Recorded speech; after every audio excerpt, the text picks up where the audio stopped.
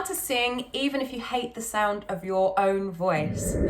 Now, this is something that a lot of singers come to me with. They say that they want to build more confidence. They say that they want to learn to sing. And when we get into it, they say, I actually hate the sound of my own voice. Now, there are lots of reasons for that. Because you're so used to listening to people that you think are good singers and you're comparing yourself to them, that's never going to get you anywhere. If someone's been singing for 20, 30, 40 years, how can you, as a beginner with little to no training, ever sing like them? You're never going to be able to sing to sound like them. You will be able to sing as well as they do in a couple or a few years. It takes time. The other reason that you might feel like you don't like the sound of your voice is that you have been told at some point or have had the idea that someone else doesn't like the sound of your voice, or you've been told that you don't have a good singing voice. That might have happened in childhood, or it might have happened more recently. Now, before we get into it, remember to hit the subscribe button and hit the notification bell so that you get all of my future videos, and hit the like button if you resonate with what I've said so far. But we're going to get into it, and at the end, towards the end, I am going to give you a couple of exercises that are going to help you to start improving your voice and to also appreciate and start to like the sound of your voice. I've been a singing teacher, a voice coach since 2003. I've been a singer since 1999. 1999 was when I first started taking singing lessons, and soon after that I decided that I wanted to be a singer. I didn't decide I wanted singing lessons. Actually, my then husband gifted me singing lessons as a Christmas present, and to this day I have no idea whether it was because he thought I was good and had potential, or if he thought I was terrible and just needed some help. I have no idea. But from day one, from my first ever singing lesson, I absolutely loved it, and I took it seriously in terms of learning. I've always been a studious person. I've always been a good student and a good learner. And I really enjoyed my singing lessons. My singing teacher at that time, Debbie, she was wonderful, and I came on in leaps and bounds quite quickly. Now, the difference for me was that I thought I was a better singer than I actually was. Looking back, I could hold a tune. I had a nice enough voice, but I wasn't what I would now class as a good singer. But that doesn't matter, because I really wanted to learn and understand my voice more than I wanted to be a good singer. So being a good singer wasn't the end goal for me. And in reality, for most people who want to learn to sing, or who want to take singing lessons, deep down, even though you may think that your goal is to be a good singer, actually deep down, what you want is to be accepted and validated. And one of that ways might be through your singing voice, okay? Now, that might be difficult to align. Maybe it doesn't resonate with you. Maybe you don't align with that. But I've been teaching for a really long time, and I've been singing for a really long time.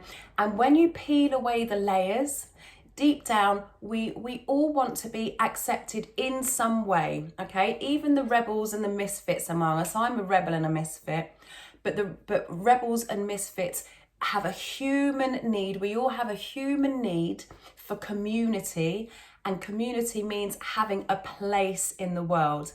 And so maybe for you that place is as a good singer, but really it's about acceptance. Now, even if we are accepted by other people, I have people who come to me and I say, you've actually got a really nice singing voice, but they still have this belief that they don't have a good enough singing voice. And that comes from lots of different inputs over the year of being told or being made to feel not good enough in other areas of your life, and maybe in music, and maybe specifically in singing. But if you keep being told and being made to feel either by media, including social media, or by teachers, or by parents and family members, even by well-meaning friends, you might have a well-meaning friend who's like, do you know what, darling, singing isn't for you. You know, and maybe you really feel that it is. That well-meaning friend was really trying to protect you, but the interpretation is that you're actually not good enough. But that that doesn't have to be the case. When you accept yourself and love yourself, even with all of the flaws, we're only human. None of us are perfect. None of us are perfect. We all have things that we would like to change about ourselves. And then when we change that thing about ourselves, we find something else that we want to change or improve about ourselves. And that's good for learning and for growth. It's not good if it holds you back. So if you love singing and you have this feeling that you're not a good enough singer, that isn't going to change. Really, the innate feeling of not being good enough isn't going to change by learning a few techniques, okay?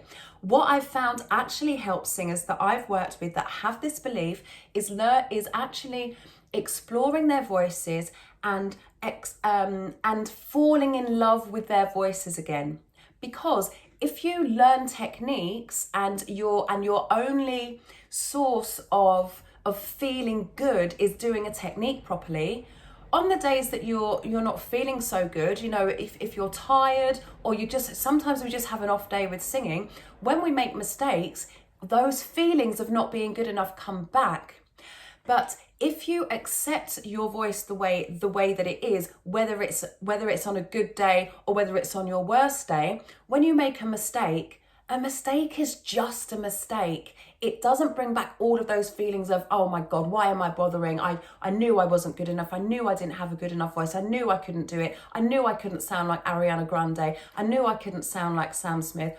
All of those feelings will come back if you don't deal with the innate core feeling of not feeling good enough as a singer.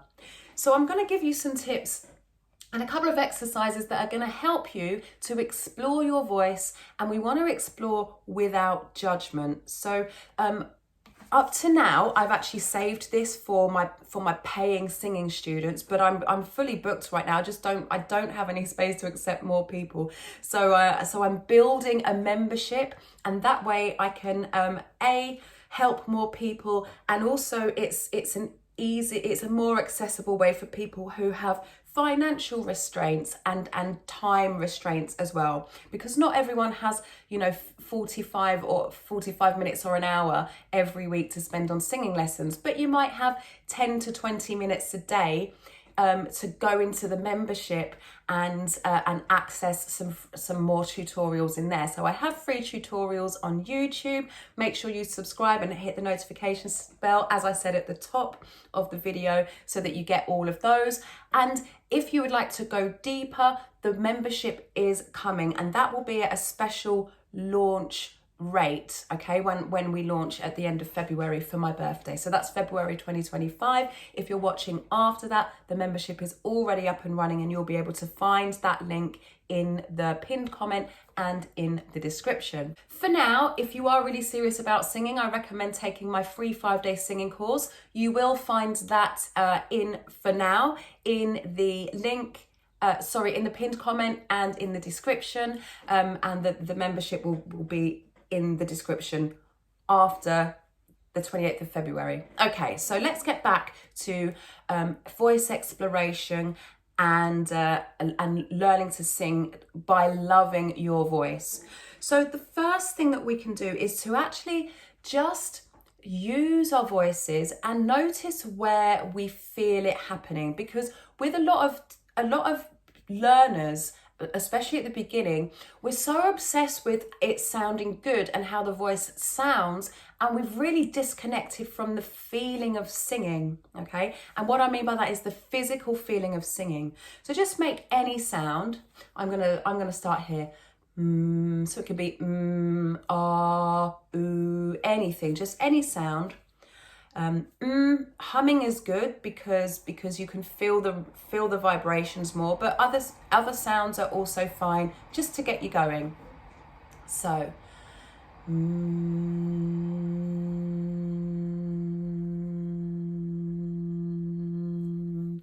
and just take some time to notice how it feels in your head, around your mouth, around your nose, in your shoulders. Can you feel any vibration there? Can you feel any vibration in your chest, in your stomach, in your back? Where else? Where can you feel it physically? And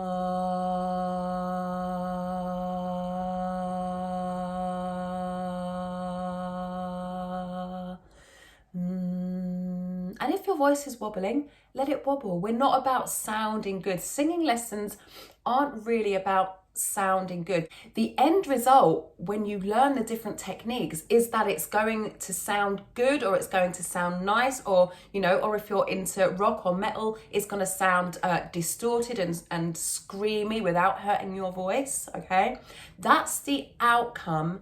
But the actual reason for singing lessons is to learn how to understand how your voice works and learn to use it in the way that it was designed to use. Because when we try to make our voices sound good or nice, we actually do the opposite of what we're supposed to be doing, which is just allowing our voices to do its job. So, coming back to feeling where you feel physically your voice resonating inside your instrument, because your whole body is an instrument. So,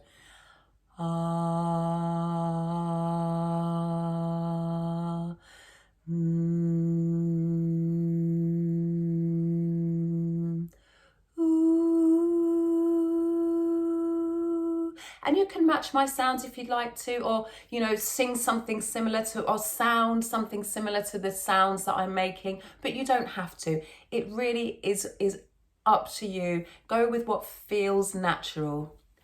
Ooh. Ah. Ee. Ah. Ooh.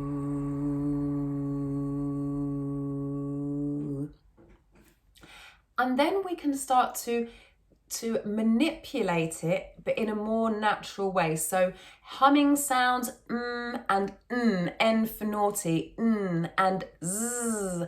They're really good for getting more vocal control. So vocal control is a combination of breath control and pitching, so hitting the right notes, okay? So you could start to hum, and if it's shaky, doesn't matter. It's maybe your voice needs to be shaky just because of the structure of your instrument right now. With time, you will gain strength and you will gain stability, but that takes time. So give yourself a chance.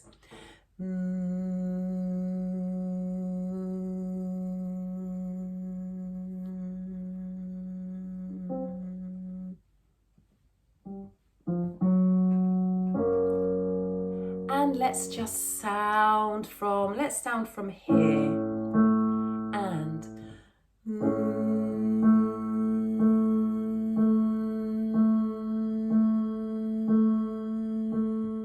now we're not singing, so we're not trying to make it sound good, and we're definitely not trying to add vibrato. And if you are adding vibrato, just let that go and just relax and let your voice just sound the way it sounds naturally. So here we go.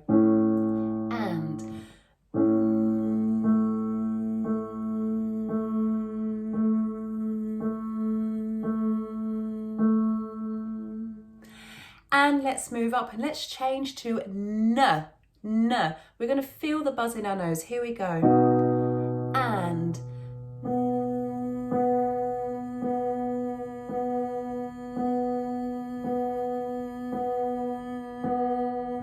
now that sound, that nasal sound, it's not a necessarily nice sound, but what it does is focus the air into the right place and helps you to get more control without trying to force. So let's do that again. Let's move up. And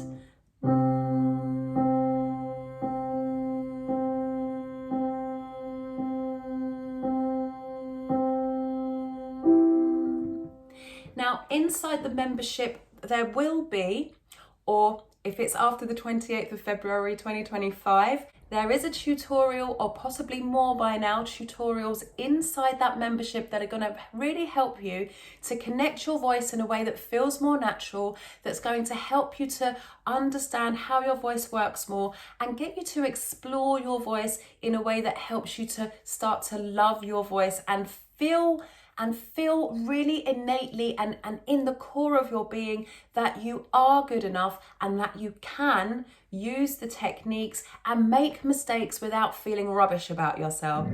I trust that this has helped you. Remember to hit the like button, subscribe, and the notification bell, and share this with someone that you think is going to benefit. I'll see you in the next video. Stay hydrated. Ciao!